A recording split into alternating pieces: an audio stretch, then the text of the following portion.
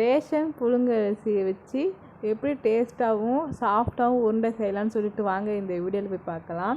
First 4 hours அரிசியை நல்லா ஊற வச்சுக்கலாம்.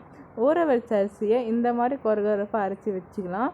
நெக்ஸ்ட்டு ஒரு கைப்பிடி கருவேப்பிலை குட்டி குட்டியாக கட் பண்ணி வச்சுக்கலாம். ஒரு 10 காஞ்ச மிளகாவும் குட்டி குட்டியாக கட் பண்ணி வச்சுக்கலாம்.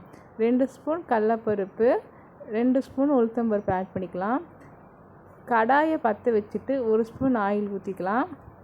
ஊற்றினதுக்கப்புறம் ஆயில் நல்லா ஹீட் ஆனோடனே கடலப்பருப்பு, உளுத்தம்பருப்பு, கருவேப்பிலை, காஞ்ச மிளகா போட்டு ப்ரௌன் ஷேடு வர வரைக்கும் வதக்கி விட்டுக்கலாம்.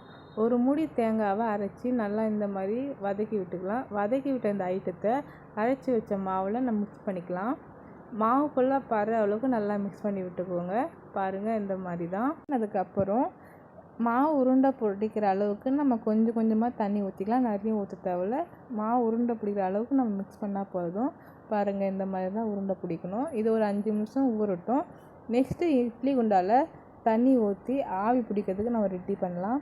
ரெடி பண்ண மாவை இந்த மாதிரி சின்ன சின்ன பாலாக உருட்டி வச்சுக்கலாம். உருட்டி வச்ச பாலை இட்லி குண்டால் வச்சு ஒரு 10 நிமிஷம் விட்டுடலாம். விட்டதுக்கப்புறம் பாருங்கள் உருண்டை எவ்வளோ சாஃப்டாக வந்திருக்குன்னு பாருங்கள். இந்த மாதிரி உருண்டை செஞ்சு நீங்களும் ட்ரை பண்ணுங்கள். எப்படி இருக்குன்னு கமெண்ட் பண்ணுங்கள். பாய்.